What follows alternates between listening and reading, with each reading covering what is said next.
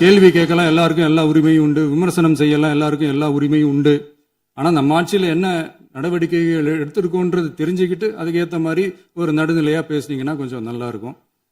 சட்டம் ஒழுங்கை பத்தி யாருக்கு என்ன யோசனை இருந்தாலும், மக்கள் நலனுக்காக யாருக்கு என்ன யோசனை இருந்தாலும் அதை தாராளமாக சொல்லலாம். நம்ம அரசு அது காது கொடுத்து கேட்கும். ஆனா நம்ம அரசினுடைய நிர்வாகத்திறன் அதை பத்தி பேசுறவங்களுக்கு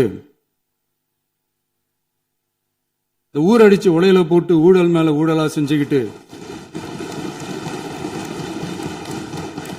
அதுல இருந்து தப்பிக்கிறதுக்கு பேர் தான் நிர்வாகத்திறன் அப்படின்னு சொன்னா, அப்படிப்பட்ட ஒரு ஊழல் செய்யற நிர்வாகத்திறனை நம்ம அரசு ஒரு நாளும் செய்யாது.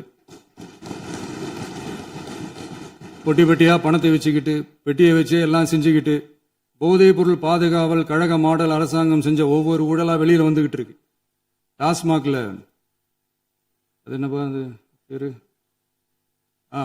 பார்ட்டி ஃபண்ட் கட்சி நிதி அப்படின்ற பேர்ல அடிச்ச கொள்ளையெல்லாம் ஒண்ணு ஒன்னா இப்போ கவர்மெண்டோட கஜானாவுக்குள்ள கொண்டு சேர்த்துக்கிட்டே இருக்கிறோம்.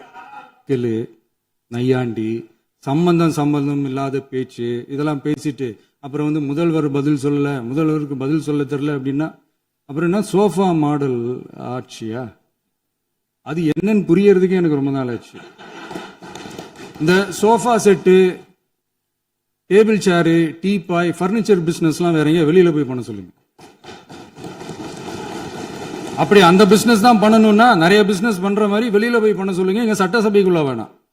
அதனால ஆக்கப்பூர்வமான கருத்துக்கள் இருந்தா சொல்லுங்க. டெஃபினட்டா அது சரியா இருந்தா நாங்க ஏத்துக்கிறோம். டாஸ்மாக் மாதிரியே பல டிபார்ட்மெண்ட்லயும் மறுபடியும் சொல்றேன், கட்சி நிதின்ற பேர்ல அடிச்ச கொள்ளைய ஒண்ணு ஒன்னா கவர்மெண்டோட கஜானாக்குள்ளேயே கொண்டு சேர்த்துக்கிட்டே இருக்கிறாங்க. இப்பவும் சொல்றேன், மக்கள் பணத்திலிருந்து ஒரு பைசா கூட தொடமாட்டோம், தொடவும் விடமாட்டோம், தொட்டா விடமாட்டோம், இதுக்கு முன்னாடி தொட்டவங்களையும் விடமாட்டோம்.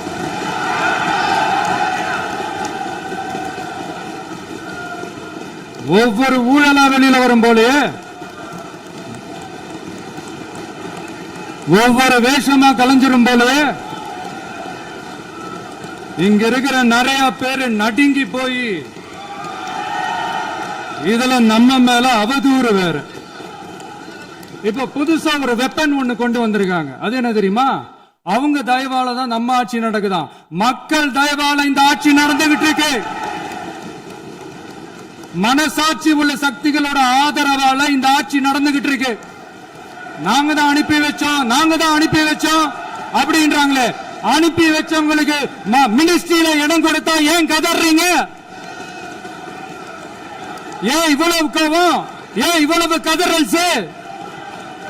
இதுல இன்னொரு முக்கியமான விஷயம், மார்க்சிஸ்ட் கம்யூனிஸ்ட் கட்சி நமக்கு ஆதரவு கொடுத்தது சுயேட்சையா எடுத்த முடிவுன்னு சொல்றாங்க.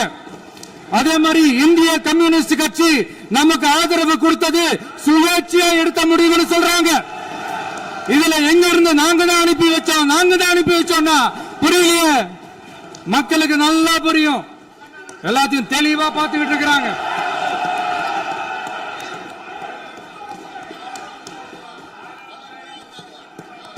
முதலமைச்சர் கண்டினியூ பண்ணலாம். மாண்பு முதலமைச்சர்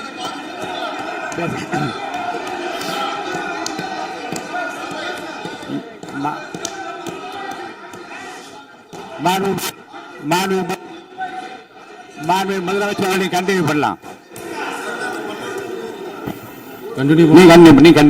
நீங்க கண்டினியூ பண்ணலாம்.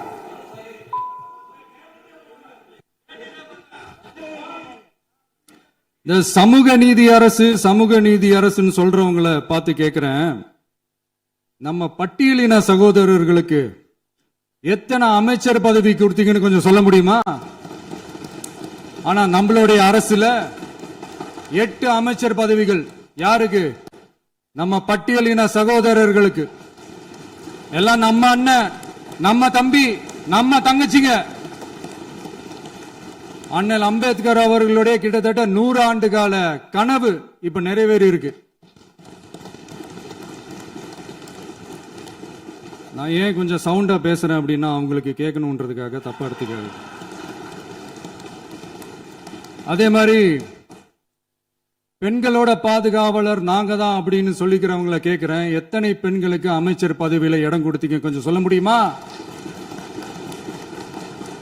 எங்க அரசுல 4 சகோதரிகளுக்கு அமைச்சர் பதவி கொடுத்திருக்கிறோம்.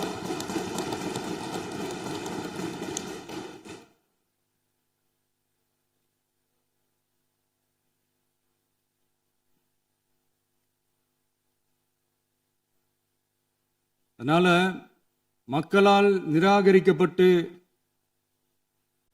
மக்களால் அகற்றப்பட்டவங்களுக்கு ஒன்னே ஒன்னு சொல்லிக்கிறோம், தப்பே செய்ய மாட்டோம், ஊழலே செய்ய மாட்டோம், நேர்மையா தான் இருப்போம், நியாயமா தான் இருப்போம் அப்படின்னு சொல்றவங்களால மட்டும்தான் கூட்டணி ஆட்சி அமைக்க முன்வரும். ஆட்சியிலையும் பங்கு அதிகாரத்திலையும் பங்கு கொடுக்க முன்வரும்.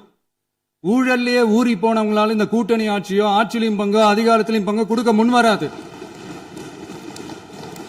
மெஜாரிட்டி இருந்தாலும் தரமாட்டாங்க, மெஜாரிட்டி இல்லைனாலும் தரமாட்டாங்க. கேட்டா ரெடிமேடா ஒரு பதில் ஒண்ணு வச்சிருப்பாங்க, கூட்டணி ஆட்சியை மக்கள் விரும்ப மாட்டாங்கன்னு. அதே மக்கள் தான் இப்ப அவங்கள பார்த்து சிரிக்கிறாங்க. நான்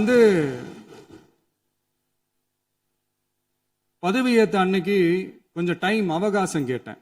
எதுக்கு கேட்டேன்? நிதி நிலைமை எல்லாம் கொஞ்சம் மோசமா இருக்குது, அதெல்லாம் கொஞ்சம் சரி செஞ்சுக்கிட்டே படிப்படியா கொஞ்சம் கொஞ்சமா நான் கொடுத்த வாக்குறுதிகள்லாம் செயல்படுத்துவேன், அதுக்காக கொஞ்சம் டைம் அவகாசம் கேட்டேன். நான் ஏதோ வேற எதுக்காகவோ வேற யாருக்காகவோ ஏதோ அவகாசம் கேட்ட மாதிரி. அடுத்து இங்க சபையில இல்லாதவங்களை பத்தி பேச வேண்டாம்னு நினைக்கிறேன்.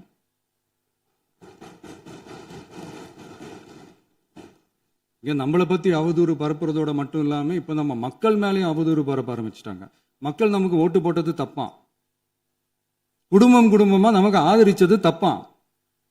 இது இப்ப இல்ல, நான் சொல்றது எம்ஜிஆர் அவர்கள் காலத்திலிருந்தே. அப்பவே அவர் ஜெயிச்சப்போ அதே மக்களை தப்பு தப்பா பேசுறது. மக்கள் என்ன பண்ணிட்டாங்க, எம்ஜிஆர் என்ன பண்ணிட்டாரு, எம்ஜிஆர் என்ன இது பண்ணிட்டாரு. 50 வருஷமா ஒரே டெக்னிக்கா.